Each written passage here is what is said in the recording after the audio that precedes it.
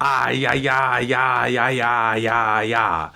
Hi everyone, Yathany Yatano here, the internet's busiest music nerd, and it's time for a review of the new Magnetic Fields album, 50 Song Memoir. Singer-songwriter Stephen Merritt and company are back with the latest Magnetic Fields album. It is a huge, ambitious musical undertaking. It's 50 songs, and a lot of the tracks on this record take an autobiographical tone. And with each track on this record being attributed to a year in Stephen Merritt's life, it's kind of like you're being run through his entire lifespan thus far in these 5 discs, these 30-minute blocks. Now, I was kind of hesitant to go into this record because it is a long album. It's 2.5 hours long, and this decade has not been the best for the Magnetic Fields in terms of output, with Realism and Love at the Bottom of the Sea being 2 of the band's weakest releases thus far. But to my ears, 50 Song Memoir seems to have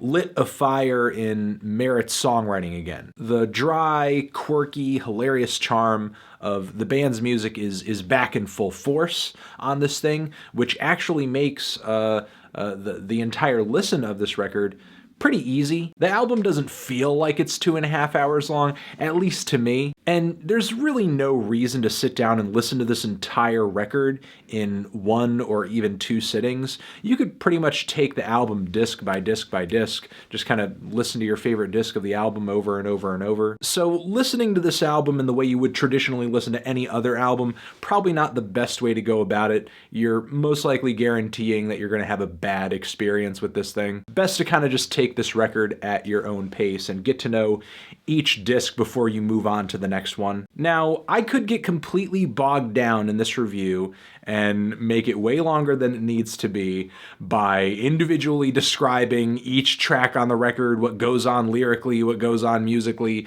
but I think that would kind of be a waste of your and my time. What I will try to do is I'll say that there are several different kinds of tracks on this record. Tracks where Merritt is bringing a strong first-person narrative. He's grabbing that autobiographical tone by the horns. The instrumentals are relatively straightforward, so it's easy to take in the story. And it's really Stephen's sense of humor and his wit and his attention to detail that makes these tracks so awesome. Whether it be weird diseases where he's talking about a couple different health issues that he suffered over the years, like epileptic fits, I guess, when he was younger. I believe there's another point on the album where he references his hearing disability too. One of my favorite tracks on here is How I Failed Ethics, which pops up on the 20th year of the album. It's literally about Merritt failing a college course because it doesn't sound like he took the philosophy of ethics all that seriously. As he says, he writes it off as an offshoot of aesthetics. And then he has to come back, retake the class, and he sort of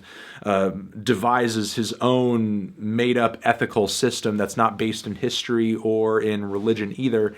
And even though his professor doesn't really, like what he's come up with, he gives him a passing grade because he's done the coursework. Seems like a weird thing to write a song about, but that's kind of the Magnetic Fields. That's exactly what they do, and it's Stephen Merritt's, again, his sense of humor, the details in the story that he delivers that just makes the track work. The song Life Ain't All Bad seems to be about a person who very early in Stephen's life made his life a living hell. He describes this person as killing his dog, killing his mice. He used to work on this person's ice cream truck, and I guess they would just kind of use the ice cream truck as a means to just kind of drink beer all day and just hang around. I don't know who this guy is. I mean, I know that there are multiple spots on the record where Merritt makes reference to not having a dad. That makes him very upset. Also other references to various boyfriends and suitors that his mother has known over the years that Stephen has different experiences with, mostly negative and funny, at least in retrospect. The song Blizzard of 78 is about Stephen's first forays into music around 12 and 13, starting bands with other kids that he knew,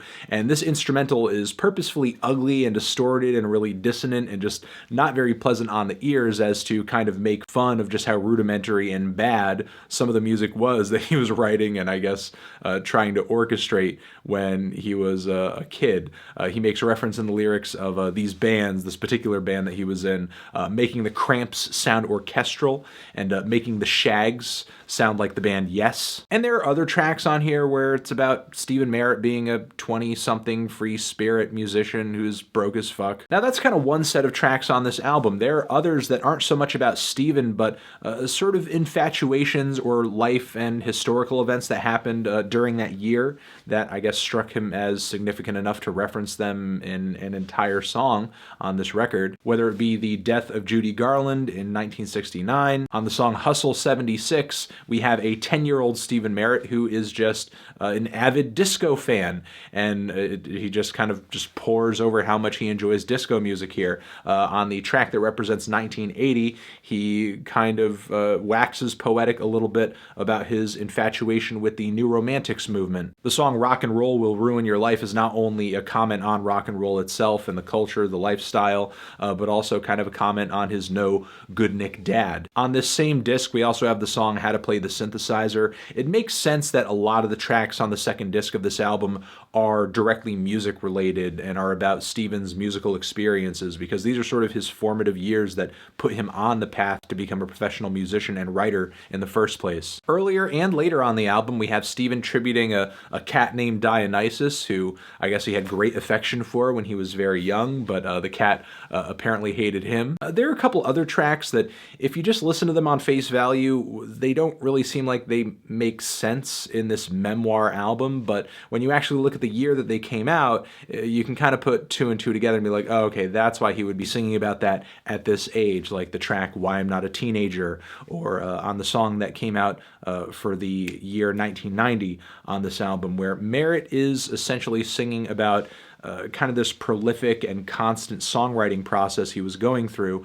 during the early years of his musical career, which, strangely enough, is one of the few moments where it seems like Merritt is referencing the act of songwriting, the act of being a musician during a time when he was sort of really on the way to becoming a notable musician. There aren't too many tracks on here that are all that meta, where Stephen is kind of referencing being in the magnetic fields, being in the music industry. Really nothing like that, honestly. Still though, for the first half of this record, it does feel like I'm kind of traveling through Stephen Merritt's life at the speed of song. But the thing is, this record doesn't really feel all that devoted to the memoir concept. I mean, even though I do love the first half of this record, even there it is a little spotty. And then once we get to discs 4 and 5, it's like I'm just hearing a bunch of tracks that could have been on any number of magnetic fields like past 3 records. Songs like Cold-Blooded Man and Lover's Lies and The X and I like these tracks, but what makes them significant to this record? Even on a track where Merritt seems to be tributing a city that he was living in at the time, Have You Seen It in the Snow?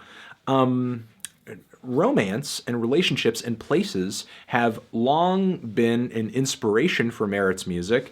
Why are they here on this album that's supposed to be about him? Because going into this record, I assumed that I would hear an album that was a little bit more story-like, a little bit more revealing and personal. And we do get a lot of tracks like that on this very long record, but at one point, the will to kind of keep that up just kind of melts away, and he just sort of seems to be writing about everything but himself. To the point where I think the album loses its sense of time as well. I mean, the 5th disc of this record, you could probably assemble the tracks on this in any number of ways, and it wouldn't really matter. Like, what song is 2012, what song is 2007, what song is 2015, it really makes no difference. And the song Somebody's Fetish, while I do think it's funny, I think it's an entertaining track, the idea that everybody is somebody else's sexual fetish.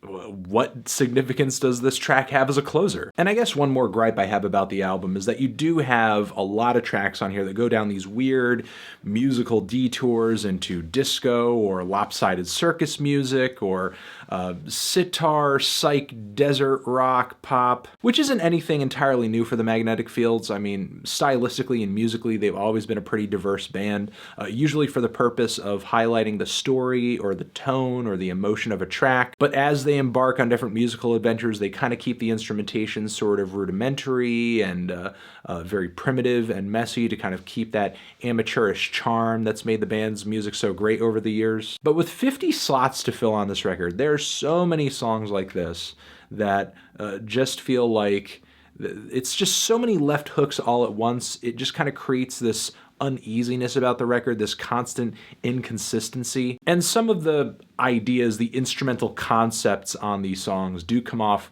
really gimmicky, a little obnoxious, like on the track The Day I Finally, where Merritt essentially is kind of singing a few feet away from a microphone in what sounds like a nearly empty room as he's banging on some random metallic percussion, diddling on a little keyboard. It's like he's kind of just taking breaks in between lines to hit some stuff around him, just basically improvised. Still though, I do love Merritt's bassy, very kind of clumsy voice. It's still very forlorn, it's still very passionate, still a major highlight of the magnetic field sound. The band is still showing a lot of personality, still showing a lot of talent, still showing a lot of creativity on this record. In a lot of ways, I think this album is a return to form, but there are definitely some lackluster tracks on this thing, especially on the 5th disc, which is easily the most drab of all the discs on the album. Unfortunately, while I think the first half of the album is great, and there are a lot of great tracks on this record overall, Magnetic Fields at this point in their career just did not have the fortitude or the attention span or whatever to just fully and completely execute this concept and just make sure that it stayed entertaining throughout. If it was just a bit more focus and commitment on what is supposed to be the central idea of this album, I think it could have been so much greater. But as is, though, the album is still very entertaining. I'm feeling a light to decent 7 on this thing. Transition. So after I finished my review of this record, I got my eyes on something kind of interesting in relation to this album. So I guess on my iTunes on one computer, the digital booklet for the record had showed up, but on the other computer it didn't, and I didn't even notice it. So I've been kind of listening to this on my stereo, on my iPhone, and then when I finally was kind of listening to it a little bit, finally, I said that word twice, great, on my laptop, I saw that there's a digital booklet. I was like, oh, okay, let's check that out. Let's just kind of get my eyes on that and just kind of see if what the lyrics are on some of the tracks that have been some of my favorites on the record. And then I noticed there's this picture in the booklet, and it's this photo. It's this photo of a napkin that Stephen Merritt has kind of scribbled a little message onto. Here's a picture of the napkin over here, and it says, "I'm Stephen Merritt. This is my autobiography in 50 songs, one for each year of my life. It's mostly love and music. Don't dig for much of a storyline. And if things get mellower as 50 looms, that's life." That's so Stephen Merritt. He pretty much reviewed the album for me and acknowledges the fact that the album is not really what it says it is. You know, it's not a 50-song memoir, you know, which, is still, even though there is kind of that little warning there, it's still kind of disappointing, you know, because 69 Love Songs is in fact 69 songs about love. I mean, for the most part, you know, it meets its quota, it reaches the mission that the title sets the album on. This, however, is not so much the case.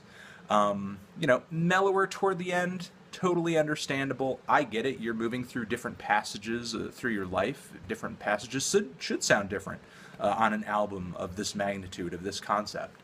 But for you to kind of completely give up on the autobiographical tone of the album, almost completely at one point on the album, just kind of seems like, I don't know, like you're just not fulfilling what you set out to do. And I guess, you know, even kind of admitting it here. But whatever. It's still a pretty good LP. That's it, guys. If you've given this album a listen, what'd you think of it? Did you love it, hate it, why? What do you think I should review next? And I will catch you in the next video. Other videos next to my head I think you should check out. Subscribe to the channel, official website too. Forever.